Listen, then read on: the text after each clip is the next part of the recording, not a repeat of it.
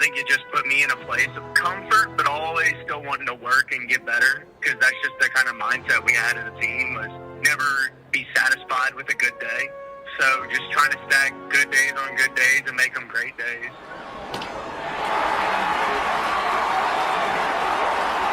Welcome to episode 355 of Alberta Dugout Stories, the podcast. I'm Joe McFarland. First off, a big thanks to everyone for your patience and understanding as we didn't have a new episode drop last week. The original plan was that I was going to head to the Alberta Sports Hall of Fame Class of 2025 induction weekend to chat with all the baseball people being honored. Then a sickness hit the house, which left us out of commission for a few days, so I'm admittedly playing a little bit of catch-up, getting the new inductees and their families for phone calls and Zoom chats. We will bring you that new episode when we have everyone, so stay tuned for that in the weeks ahead. On to this week's show, and we'll start in the news as always, where it's been kind of quiet. The MLB playoffs are underway, and obviously the entire country is captivated by the Toronto Blue Jays as they cemented their spot in the ALCS with Wednesday's win over the New York Yankees. They'll face the winners of the Detroit Tigers Seattle Mariners divisional series. As many Canadians in baseball say, when the Blue Jays are good, interest in the game north of the border is never stronger, so here's to a few more wins in the days ahead. A tip of the cap to Edmonton's Eric Sabrowski on an outstanding season with the Cleveland Guardians, which came to an abrupt end during the American League wildcard series against Detroit. The AHP product finished the year going 0-1 with a 1.84 ERA and 33 relief appearances, striking out 42 over 29-plus innings. His first two postseason appearances went very well, but he unfortunately got touched up for 2 runs on 2 hits in a third of an inning in the Game 3 loss to the Tigers. All in all, an outstanding season for the Alberta Southpaw. Over in the National League, Michael Soroka and his Chicago Cubs are still alive in their series with the Milwaukee Brewers. Soroka came back from injury September 15th and finished his regular season with a 1.08 ERA in 6 appearances for the Cubs, 5 out of the bullpen. He had a good first postseason appearance against San Diego October 1st, then got shellacked 3 days later against Milwaukee, allowing 3 runs on 5 hits and 2 walks in an inning of work as the Brewers won that game 9-3. The Brewers still lead that series 2-1 as we record this episode. One guy not on the Brewers' playoff roster, at least for now, has been Edmonton's Rob Zastryzny. He was outstanding during the regular season, though, going 2-1 with a 2.45 ERA in 26 games, striking out 20 in 22 innings of work. It'll be interesting to see if he gets the call if the Brewers head to the NLCS. To the minors now, and a big congratulations to Dawgs Academy and Okotoks Dawgs alum Tristan Peters, as the Durham Bulls star outfielder was rewarded with the Play of the Year. It came way back in April when he made an incredible grab against Jacksonville. All year. And there's another ball hit high with some depth. Left center field on the chase is Peters. He's at the wall. Jumps up. Oh, did he? Did he? Did he? Oh, baby! Bringing it back. The glove over the wall, almost touching the platform. And a backhand highway robbery by Tristan Peters. What a year it was for the Winkler, Manitoba native, including making his big league debut. The minor league season is all wrapped up now for the year, which opens the door for a couple of things. We'll be working on a Where Are They Now type story about all of Alberta and Saskatchewan's connections coming up in the weeks ahead, as well as we'll be aiming to catch up with a few of the players here on the pod, so don't forget to hit subscribe as we will have new shows for you for a few weeks to come. On the Baseball Canada front, congratulations to Edmonton's Claire Hingley and Cassie Matlock on being named to the Women's National Team Development Camp roster. They're heading to North Carolina for that camp next week. They'll be joined by a quartet from Saskatchewan, including Victoria Bateman, McKenna Dabrowski, Taylor Schweller, and Addie Ziebart. On the college commitment front this week, Vauxhall Academy product Noah Simpson is heading to Cloud County Community College. His teammate at Vauxhall, Aiden Sloan, goes to Yavapai College. Camrose native and Sherwood Park Dukes hurler Tavin Anderson is signed on with Pratt Community College. And after a couple of seasons at Pratt, Weyburn's Sutter Baylog has committed to Coastal Carolina University. And And a big congratulations to Vauxhall Academy pitcher and friend of the show, Callum Anderson, on being named Most Outstanding Pitcher at the Future Stars Underclass event held recently at Globe Life Field in Arlington, Texas. On to this week's guests now, and the Western Canadian Baseball League is handing out its annual hardware with a series of announcements dating back to last week. That list includes Rookie of the Year Zane Scanzi of the Okotoks Dawgs, Most Outstanding Pitcher Levi Abbott of the Lethbridge Bulls, Coach of the Year Joe Carnahan of the Saskatoon Berries, Most Outstanding Canadian Connor Crowson of the Dawgs, Top Reliever Mickey McClaskey of the Sylvan Lake Gulls, and Most Valuable Player Ethan Menard of Saskatoon. We'll chat with Abbott, Crowson, and Menard in just a few minutes, but to look back on the year that was and some of the awards, let's first hear from my colleague in baseball, Mr. Ian Wilson. Good day, sir. Thanks so much for joining us again. Thank you for having me. Let's start off with the big award of the last week or so. Obviously, Most Valuable Player, Ethan Menard of the Saskatoon Berries. Your thoughts on his selection? I think he's a worthy winner, a worthy candidate. I think it was a pretty good field this year. But in looking at the voting, he did put distance between himself and a lot of the other candidates.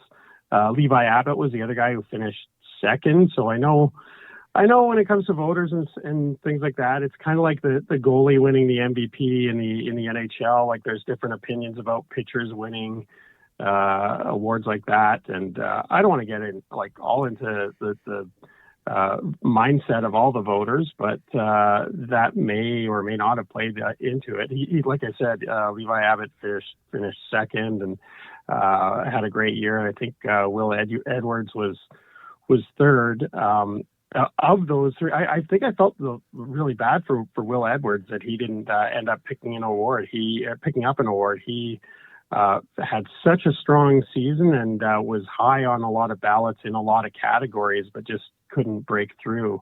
And that just speaks to the depth of talent in the Western Canadian Baseball League during these last few seasons. But Ethan, I don't think you could go wrong with him at all. And I think some of his biggest challengers came from his own team. That team was so stacked. It was almost like, how do you pick an MVP out of this bunch? And I believe it was Carter Beck who won team MVP. So, and Carter had another great year. Ethan Murdoch had a great year. Corey Waters had a great year. Matt Whitney on the mound was fantastic. That's what happens when you go 46-9 is you've got a ton of great players on your roster. Mm-hmm. And for Ethan Menard, especially, what really stood out to me, and he was my number one vote for MVP. I'll be upfront about it. I had a vote at the table for the first time ever, and he was my selection just based on the fact of impact on the game and what he meant to that team. And you think about, he did all of what he did, hit 390 plus, he hit 12 dingers, he did everything and then some, and he only did it in, I think, 35 games or something like that. So instant impact the moment that he stepped onto that field. And man, I got to tell you, that week going into Canada Day where he hit 6 home runs in 3 games, that was just next level. And when you get 2 players of the week, I think during the course of the season as well, as you said, Ethan Menard, definitely a worthy candidate, and we will be hearing from Mr. Menard in just a few minutes here on the show. Let's switch over. You mentioned Levi Abbott. He doesn't go home empty-handed, although he almost could have won 3 different awards. He does come home with Pitcher of the Year. I thought he was a shoo-in because he was just about the Triple Crown winner. He was my pick for Pitcher of the Year. What made him stand out to you in your eyes, Ian?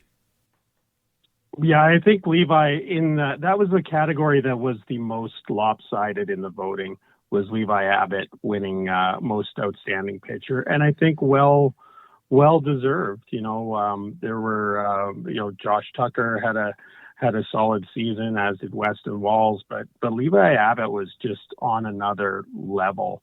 And I think that showed through not only in him decisively winning that award, but like I said, he was second in MVP voting. He was also, I believe he was second in Most Outstanding Canadian voting as well. If not, he was really high up in the voting there. So Levi Abbott was lights out. He was phenomenal. And he just dominated the opposition the whole season. Like, I don't think you can look at any poor outings along the way and that just just doesn't happen.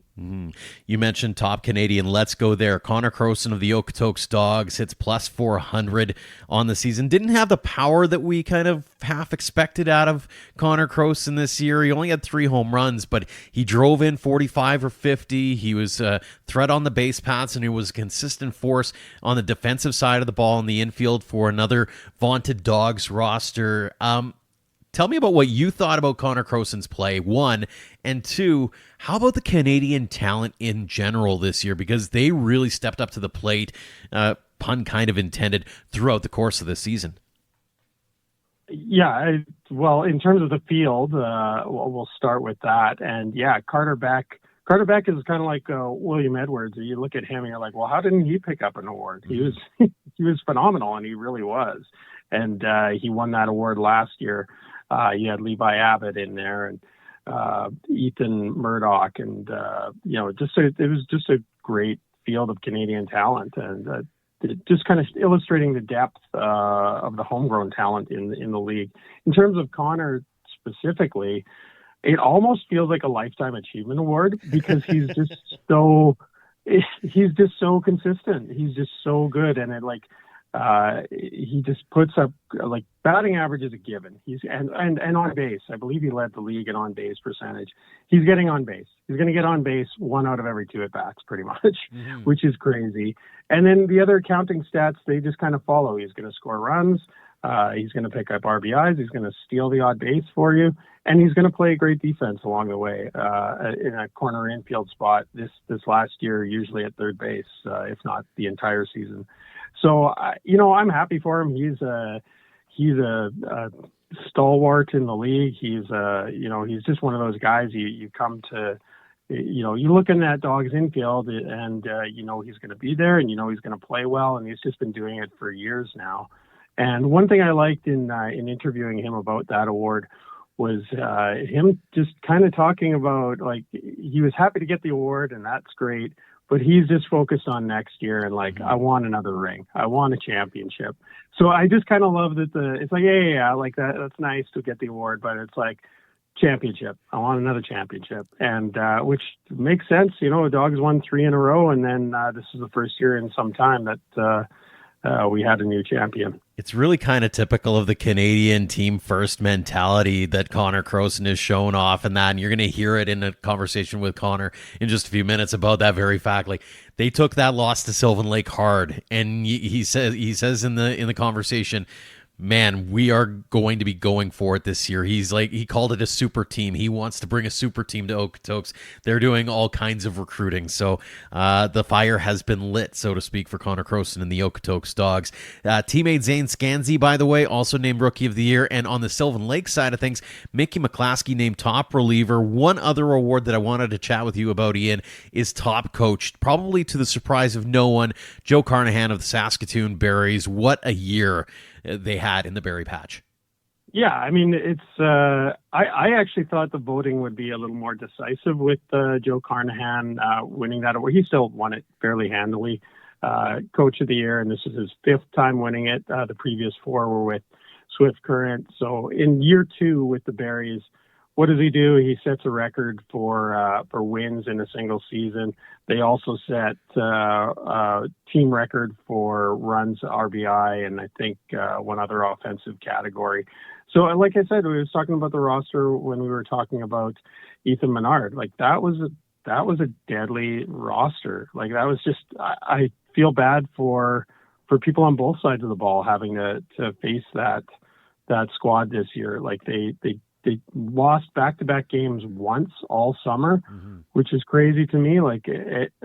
You just have these pockets of games where you're maybe not feeling it and not having it. And during the regular season, they did not experience a real downward trend at all. They didn't have a losing streak unless you count 2 a streak. So we could debate that. But no, Joe Carnahan was just pulling all the right levers and pushing all the right buttons. And when that team came out, we were doing our preseason predictions. I think all of us had Saskatoon either winning a championship or certainly at the top of the East Division standings at the end of the year. And not only, you know, they not only got the top of the WCBL standings, but they blew that out of the water. They were just untouchable all regular season. So kudos to Joe and the coaching staff there. And in terms of some of the other guys who are in the running, Rai Pathakos was second, and Jason Chatwood, who's in his final year of as coach with the Gulls, he'll be back with the team, but not in the dugout. He was third. So probably some votes for him for sure for what he's done over the years, I'm guessing.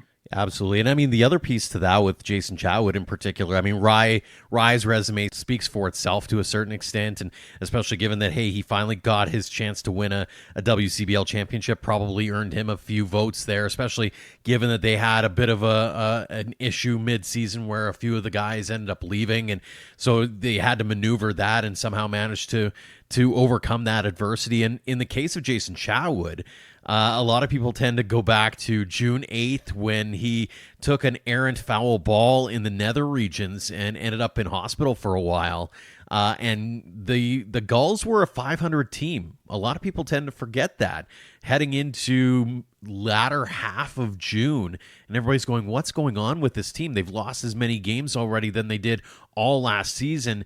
And they had some player meetings, they had some conversations with some of the veterans, they had some expectations set out, and they were one of the best teams post, I think it was June 25th.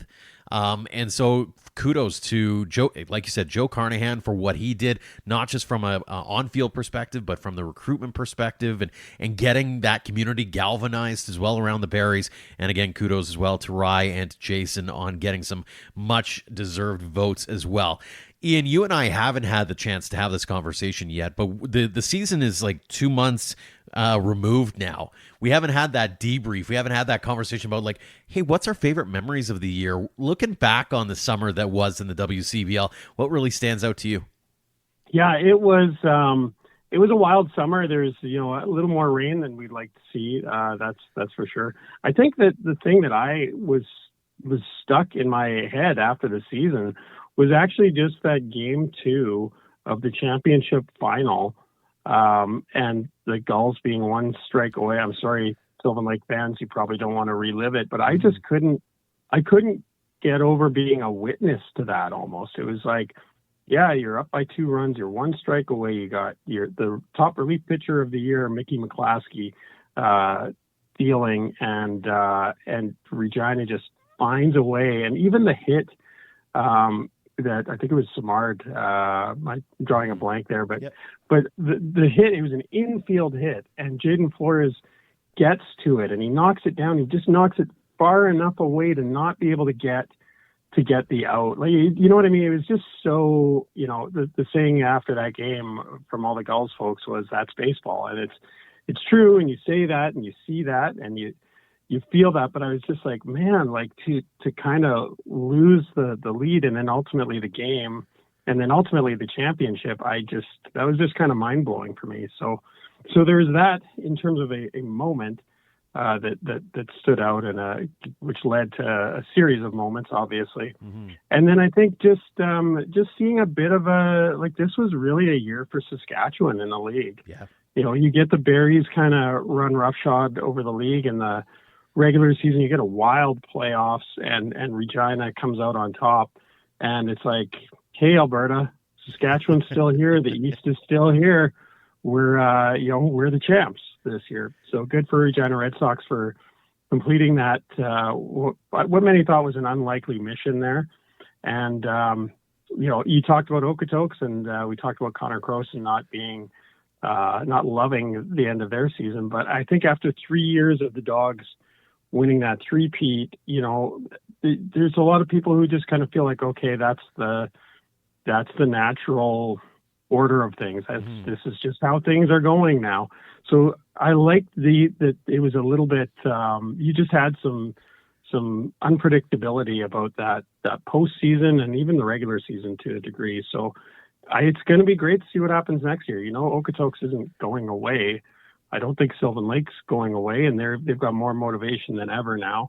And the Berries as well are going to be highly motivated to deliver a championship.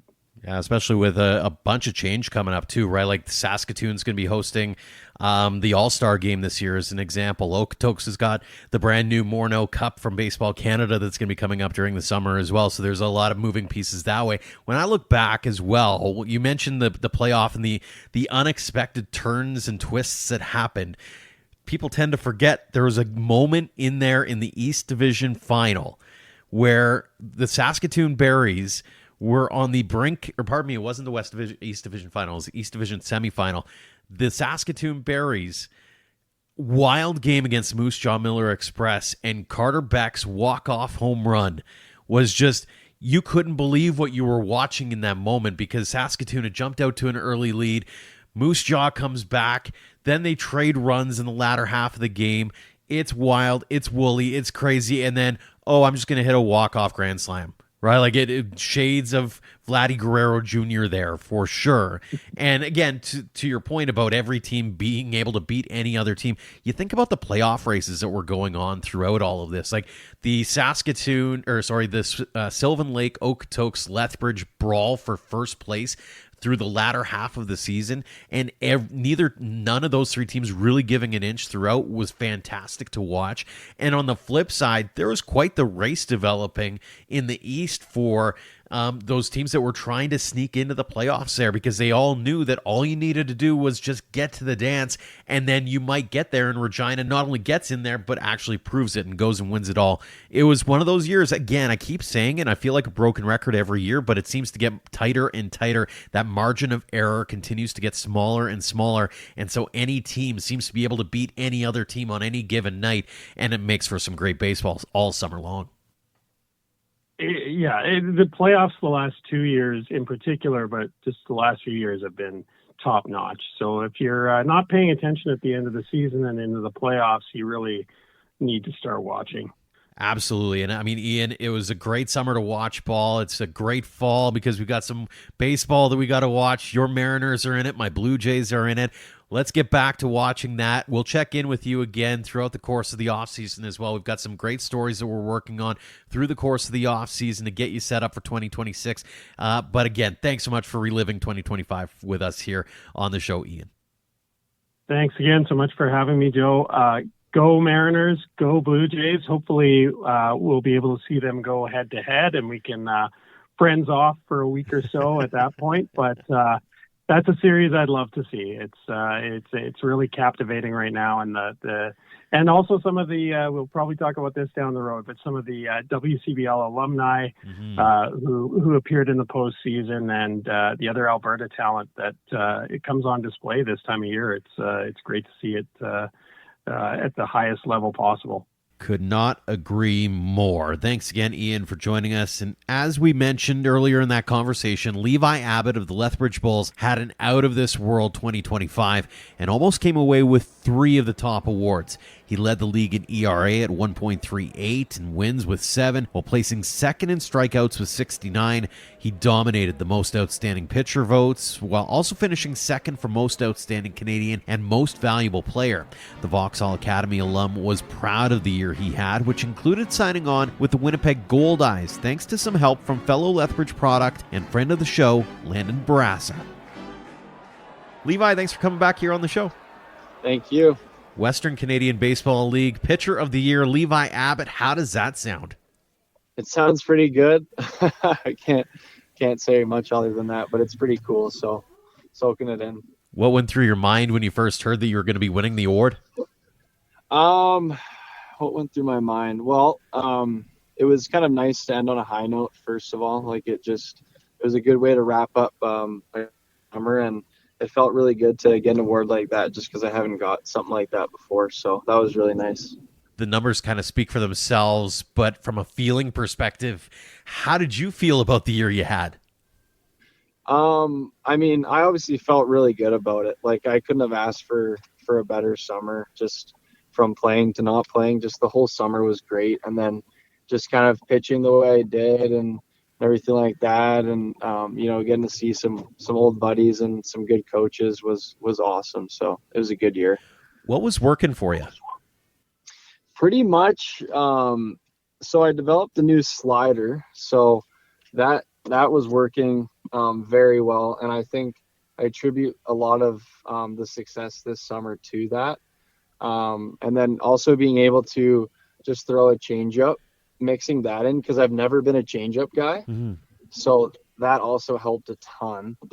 And then velo was up from what it was in the past summer, so that obviously helped too. But besides that, everything just felt good. Like I was in that pitcher flow state for the whole summer. So You mentioned being able to pitch in Lethbridge, and I mean, this is your hometown. These are your hometown crowd as an example. You got Canada Day, whatever the case may be. What'd that mean to you to be able to pitch at home and also be able to pitch with some old buddies, like guys that you've known for a while? There's a lot of Lethbridge talent on that squad. yeah, pitching. So that was one of the main reasons why I wanted to come back to Lethbridge, was just playing in the hometown to end the season, or I guess summer ball career in general. And then also a couple guys. There's also a lot of Vauxhall connections, so getting to play with younger Vauxhall kids was pretty cool. So Looking back on it, did you have any kind of pieces of advice for especially those young guys who are just sort of starting out on their summer collegiate careers? You know, I look at a guy like Brett Getz is just getting started as an example in that journey. Were you trying to impart some wisdom on some of those young guys too? yeah, I would say so. From playing with those younger guys, they beat themselves up quite a bit. And I remember doing the same thing. And then when you kind of get to your later years, you realize it's really just about having fun. Like if you're not having fun and you're playing, then you're not playing for, what might be the right reasons. So I would say that number one. Number two is, what I can relate to a lot is just going through a lot of injuries. And I know like injuries can be depressing and, tough to get over, but I know like my story kind of spoke for itself. I was injured my sophomore, junior, and senior year, like off and on, battling some different things head to toe. So like just trying to stick with it and just trust the process, because, those last years could be your best years. So Absolutely. Yeah. Looking back on the summer do you have a favorite memory or moment that kind of sticks out to you? Oh man, I gotta say, I don't think it comes close, but the one game throwing in Okotoks, that was probably the best, just because I haven't felt that dominant in a long time, and throwing 6 perfect and then getting pulled in the 7th was pretty cool. So that was definitely the highlight on the pitching side too. And I can't really think right now. It's been a long day, but yeah, I don't know. There was a lot of cool moments. So I would say that was definitely number one. That's a good one for sure. A great game as well. You were also named starter for the West Division in the All-Star game. What did that mean to you looking back on it?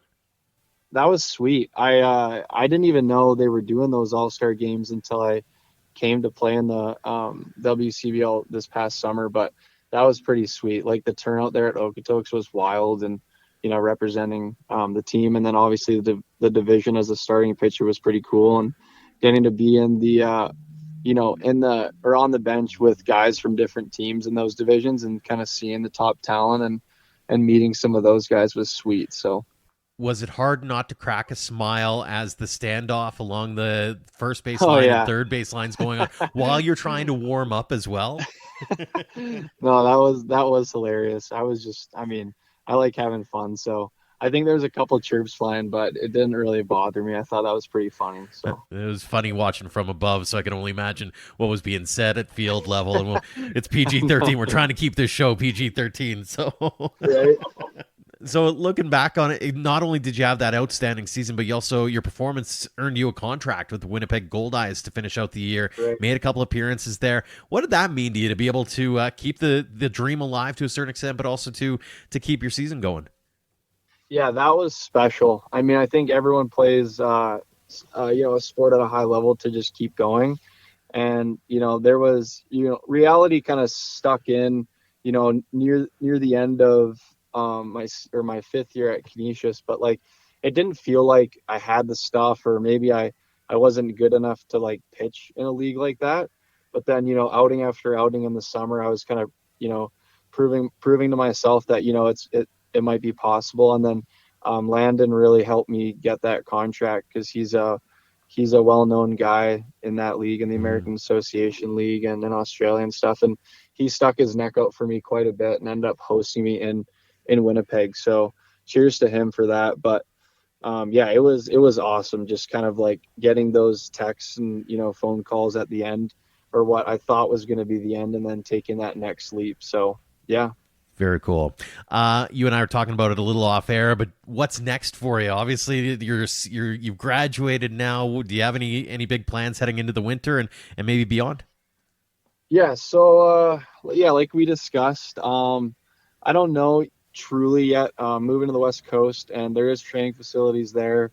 Landing a job there, which was awesome. So I'm going to be doing that. And if one morning I wake up and I'm like, screw it, want to start training there, I think there'll be the potential for that. It's just, I don't know if I can fit into my schedule, and it just comes down to really how badly you want it, right? Like, I don't know if I am one of those guys. I love the sport, and I'm thankful for all the opportunities I got in the sport. But it'll just be a matter of time, right, to see if, I'm willing to go that extra mile to train and stuff like that. So it's going to be just, time will tell. So It never hurts to take a little bit of a break too, and kind of reset absolutely. After what's been a crazy, wild, whatever you want to use for the term, last 5 years or so, I'm sure. Yeah, absolutely. Fantastic. Well, final question for you here, Levi, and then we'll let you get back to it. When you look back on 2025 as a whole, how are you going to remember it? It's a great question.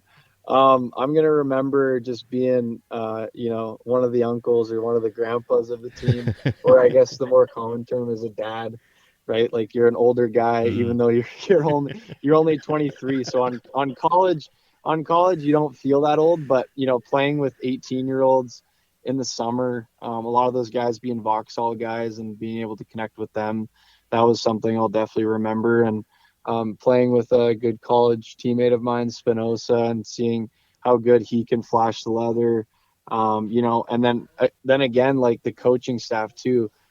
They're probably the three chillest, most, very high IQ baseball guys, but just like, they know the sport for what it is, and they like to have fun, and they kind of inject that energy into their players and teach them to have fun. And I think that's what summer ball is about. So, I mean, very general answer, but I would just say I'll look back on, this past summer is just having fun, like every day, shagging, BP, not pitching, giving advice to younger guys and talking to where guys have been and who they've played for and the experiences that they've been through and stuff like that. So just being able to, soak it in as my last year and connecting with a bunch of guys was pretty sweet. Well, it was great to be able to connect with you one more time, and hopefully we get to do it again in the not-too-distant future here, Levi. Again, congratulations on being named the most outstanding pitcher of the 2025 WCBL season.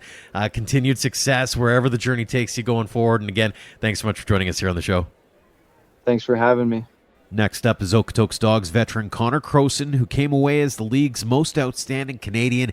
He hit .401 on the season with 3 homers, 45 RBI, and 7 steals in 47 games. And while he wasn't able to help the Dawgs to their 4th straight WCBL championship, the Dawgs Academy alum and current Texas Tech infielder was happy with his overall performance. Connor, thanks so much for joining us here on the show again. Glad to be here again. Excited. Western Canadian Baseball League most outstanding Canadian Connor Crowson. How does that sound? It's pretty darn cool. I love it. What went through your mind when you first heard about it? Yeah, I got a text like a week ago. I was pretty fired up about it. Just being a young kid that used to watch the Dawgs, obviously, and now being able to say that I'm the best Canadian in the league is pretty cool. With a bunch of good athletes in the league, a lot of guys that are also from Canada representing their town. So pretty fortunate and blessed. It's been a crazy few years for you. We've talked to you a lot because of the different things you've done and been able to experience. Let's take a look back at this last year, particularly this past summer. You had some great, outstanding numbers on a personal level. What was working in your eyes? Honestly, it was just sticking with what had worked at Montevallo. I took 2 weeks off and I couldn't really find my swing at the beginning of the year. Felt a little uncomfortable, but I was just like, trust it, that's part of baseball. And then to the middle of the year, I kind of started to go off, and then I just really stuck with it and trusted the work I've done at my old school. So really just doing that really helped me out. You mentioned how many Canadians there are, and you're one of them. How cool is it to be, especially a kid who grew up selling 50-50s on the concourse with the Dawgs, but getting to see things come full circle and be that Canadian and be that guy that everybody can kind of turn to, not just as being the hometown guy, but, tour guide, et cetera, for maybe some of those new guys too. Yeah, it's honestly very special. I mean, I wouldn't change it for the world. I love playing every single season there. It's a really good culture, and the WIC Bowl as a whole, being a Canadian league is really cool, especially with all the baseball coming in America where I'm at right now. And it's just awesome being able to be not a face, but an image for the WIC Bowl, and a lot of people would want to come up here and enjoy a great Canadian summer. Mm-hmm. It's kind of funny to think about, but you and I were talking off air about the full circle aspect of things and getting to be that guy who's been around for a while and being the rookie to now being, a fifth-year college guy. How has the league changed even in the short time you've been a part of it? Have you noticed anything that's really kind of taken over the league over the last few years here? I think the league's overall gotten way better. I mean, every single staff has guys throwing mid to high nines, and two guys throwing 90 miles an hour, even in the playoffs, facing the Sylvan guys. Everyone was throwing 93 miles an hour, which you didn't see back in when I was a rookie or sophomore or whatever. And I don't know, Levi Abbott coming back, shoving it up everyone's butt, all those guys. And then all the guys that I come up with playing against, Clearhout. And then they've all just gotten better overall as baseball players. And then I would just say the overall talent's gotten a lot better. Mm-hmm. Looking at it from a team perspective, I know you guys were really gunning for that fourth championship in a row. Fell a little bit short, but from a wins perspective, from attendance perspective, all those things, when you look back on the summer, how would you personify the year that was for the Okotoks Dawgs? I thought it was a good year. I mean, honestly, I don't think it was obviously a good year, but it wasn't really a success. We wanted a championship. That's what we try and go every single year. And obviously, I wanted to win every single year of my career, but obviously we fell short. But I thought it was an okay year. Winning a championship puts the cherry on top. For sure. What did it mean to you to have Big Bear back in the dugout again? Because it's been a while since you've been able to have Mitch Schmidt back. Oh, it was awesome having his energy back, and just glad that he's healthy and doing his thing and what he loves. And it was awesome to have him in the dugout, keeping us under control and creating a spark for us. Controlled chaos is what comes to mind when I think of Mitch Schmidt, but I can only imagine what it's like as a player. Yeah, the controlled chaos is perfect. He loves throwing the bats out of the dugout. Oh, that's awesome. A couple more for you, Connor, before we let you get back to your studies here. First off, when you look back on the summer that's been, do you have a favorite memory or moment that really stands out to you? Favorite memory would probably be pitching again. I mean, I love still got a 0 ERA in the WIC Bowl. Just throwing that nasty 69-mile-an-hour changeup. Final question for you here, Connor. When you look back on the summer of 2025 as a whole, how are you going to remember it? I honestly couldn't tell you. I would probably just say a year of highs and lows, and honestly a punch to the gut when we were all hanging out at the end of the Sylvan game. All the coaches and the players were just hanging out, chilling, doing the year-end thing as we always do. And it was on the opposite side. It was honestly the worst feeling I've had in baseball. I hated it. We've always won, and I've never felt that before. Mm. And I think this next year is going to be, we're going to build a little super team. Joe, Lou, and Schmidt have all been recruiting, so I think we're going to build a little super team and bring a ring back to Okotoks in our final years with all me, Ricky, and the few seniors that are coming back. Mm-hmm. I was going to ask, too, about that is how much does that loss fuel the fire to a certain extent? Because it's one thing to go three championships in a row, but that loss had to have been something else. So how does that fuel the drive for a return to the glory years, so to speak? Yeah, I mean, we were all fired up. I can't wait for that first pitch in the next season. It just means more, especially losing to Sylvan, a rival, and they were thinking they had it all. They were going to win a championship, and then a lower team like Regina, obviously great ball club, but Sylvan's a powerhouse, and they come out and beat them. I mean, I love that stuff, being an underdog. And even though we went 3 out of 4. I think we had a great little dynasty there, but I want one more, and I think that's the goal in the Dawgs program. So keep doing our thing, and I think we're going to be champions again. Well, Connor, really appreciate the time as always. Congratulations on the Most Outstanding Canadian Award. Congratulations on an outstanding season. Best of luck at your new school. And again, thanks so much for joining us here on the show. Thank you so much. Have a good rest of your day.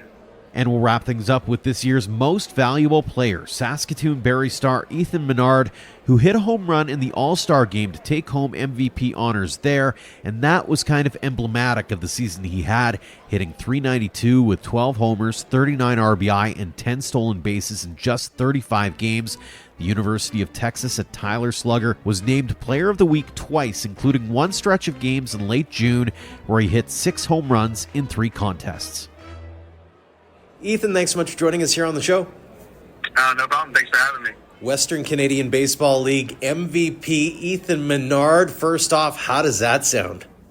It sounds good. I'm very honored and just glad I could bring it to the Berries. What went through your mind when you got that initial phone call or that email saying, hey, you've been chosen? I was just happy and honored. The hard work got me and the guys put in all summer just happened to go a little bit better for me at times, and so I was just honored that I could be up there with all the other guys. I mean, it was tough waiting on all the votes to come in. I know Levi Abbott had an amazing summer. I mean, it was awesome to see the stats he was putting up, and then guys that were on our side of the league too doing great. And I was super honored to get a lot of votes and receive it. It was quite the year for you, for the team as well. We'll get into that in a second. But first, let's start with the personal year. What was working in your eyes that allowed you to put up the numbers you did? Just the confidence and belief that my teammates and coaches had around me. I had an all right summer the year, first year with the Berries, and coming in from a decent season with UT Tyler, and then going into summer and just kind of really meshing well with all the guys. I think it just put me in a place of comfort, but always still wanting to work and get better, because that's just the kind of mindset we had as a team, was never be satisfied with a good day. So just trying to stack good days on good days and make them great days was just the biggest thing. Was there something different about this year? Like you mentioned the comfort level, but was there something that really stood out to you, or maybe a moment during the year that stood out to you that made you go, okay, this is turning into a really good year where I've stacked a lot of these good days up? I mean, we would have a few jokes here and there, like Nathan Houston and Balin Sorensen would always crack jokes at me. And I would sarcastically joke about having a good summer and stuff, but I tried to stay away from it and more worried about the team stuff, just because we were also focused on trying to win the championship. And we came up a little short, but it was just more of the team's doing good and we're all happy about that, rather than really ever noticing it. If I had to pick one, I mean, the weekend in Med Hat and then having the 6 home runs in 3 days, I mean, that was a cool one, I guess, but it was just always trying to stay more team-focused than anything. Well, let's stay team-focused for a second here. You set a league record for most regular season wins. Take us inside that dugout. How special is that group, first off? And beyond that is what felt right from a group perspective that allowed you to stack up those wins? I mean, I don't think I've ever played the game of baseball with as good of a group of guys as we had this summer. I mean, hats off to Coach Joe and everybody else on that recruiting end doing what they did. It was probably the most fun I've ever had playing baseball in my life. Wins aside, good season aside, that group of guys is one of the most enjoyable groups I've ever been around. And I think that, along with hard-working plus talented guys, just stacked every day. And then the chemistry aspect of it. I mean, you don't win as many baseball games as we did without having that trust and belief in each other, aside from like the reality of, hey, we might not win this game. Well, instead of that, it's the, man, who's going to get the big hit today whenever we're down 3 in the first inning? All right, like, cool, we're still going to win the game. It's just about who's going to get the big hit at whatever point it may be. I mean, we were never out of any baseball game that we were playing in, and that was just one thing that really carried us the whole way, was the confidence and belief in one another because of that great chemistry we had built. Mm-hmm. You mentioned Coach Joe earlier. He is now the Coach of the Year across the WCBL as well. What does he bring to the table, and why is everyone seemingly so galvanized around him? I mean, from the first time I talked to him on the phone 2 years ago, all the way to like now, I mean, he doesn't make himself seem as like he's your superior. It's Coach Joe's your friend, and he's gonna get on you when he needs to. But for the most part, it's just like getting guys to go out there, have fun, and have one common goal. And I think he does that better than almost any coach I've ever been around. He just gets a group of guys to really get behind one another and believe in what they got to do. Because, I mean, even our first year, we started off the season 0-7 and then ended up making a playoff berth. Like, we weren't nearly as talented as we were this second year, but I mean, what Coach Joe had us being able to do and make that playoff berth and make some noise and make a Eastern Conference final, like, it just speaks to the kind of guy he is on and off the field. I mean, he can get guys to just believe in stuff that they shouldn't be believing in. Like, we started off 0-7, and then all of a sudden we're thinking that we're going to end up winning it all. And we came up a little short, but, I mean, we all had that belief from long before we started stacking up wins that first season. For sure. You've been on the ground level of starting up a brand new program now in 2 really successful years with Saskatoon. How cool has it been to be doing that, like building this brand out and being a part of what's now become sort of a real big piece to the WCBL puzzle from a community perspective, but also from a league perspective? I mean, it's been more of an honor than anything. Getting to meet all these great people, like Steve Hildebrand, Joe Carnahan, like those two are going to be people that I go to for advice long into my future. I mean, they're some of the best mentors I've ever been around, and then being able to be a part of what they've started in Saskatoon and like the great things to come are great things to come for the Berries. It's just been an honor, honestly. Mm-hmm. Getting to meet them and be around them and see what they're doing for it. And just being a small piece of that is awesome. How fun is it playing in front of a jam-packed berry patch? It's fun. They can get rowdy, and I mean, it was hard not to have fun whenever we were winning as many home games as we did last year, and it's exciting. It gets the blood flowing a little extra. A couple more for you before we let you go, Ethan. First off, looking back on the summer that was, do you have a favorite memory or moment that really stands out to you? It's hard to pick from them, but honestly, that game against Moose Jaw in the playoffs where Carter Beck hit the walk-off grand slam. I mean, there's really nothing that beats that or tops that. Seeing the way Carter works, and aside from the talent, the hard work that he puts in to come up in big moments like that, like he has the last 2 years, and just getting to witness that, it was awesome. I mean, you don't get many walk-off opportunities whenever you were up 10 at one point in the game. So it was fun to watch that and like be a part of that. That was a wild game of wild games that I think I've never seen before and probably never will either. So that is definitely a good one. Final one for you, Ethan, here. When you look back on the summer of 2025 as a whole, how are you going to remember it? Man, that's a good one. I mean, there's really nothing to go complaining about. Yeah, we didn't win it all, but I mean, I made friendships on that team that I'm never going to forget. I got to be a part of a history. However long that record may last, I'm part of it. It's just going to be summer to never forget. Well, certainly was, and for sure, your name's now etched on it as MVP. Ethan, congratulations on all the success of this summer. Best of luck this coming season and beyond. And again, thanks so much for joining us here on the show. Thank you very much. Thanks again to Ian Wilson, Levi Abbott, Connor Crowson, and Ethan Menard for joining us this week. And thanks to all of you for downloading and listening. Again, we're working on some special editions of the show in the weeks ahead, so make sure to hit subscribe on your podcast app so you don't miss a moment of the action.